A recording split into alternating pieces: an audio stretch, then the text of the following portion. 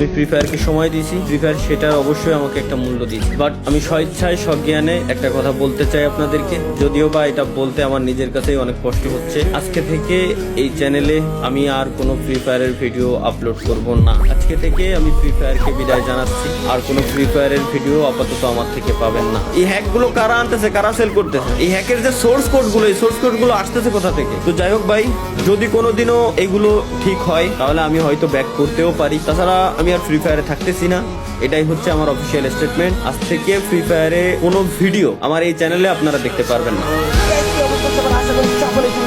তো বন্ধুরা, আজকে দেখা হচ্ছে দুনিয়ার সব থেকে সিক্রেট প্লেস। তো সিক্রেট প্লেসের জন্য অবশ্যই ফ্যাক্টরির উপরে গিয়ে গোলালের উপরে উঠলাম এন্ড ওই পারে আসলাম। এটাই হচ্ছে দুনিয়ার সব থেকে সিক্রেট প্লেস। এখানে কেউ আবার আল্লাহ আস্তাগফিরুল্লাহ লা ইলাহা ইল্লাল্লাহ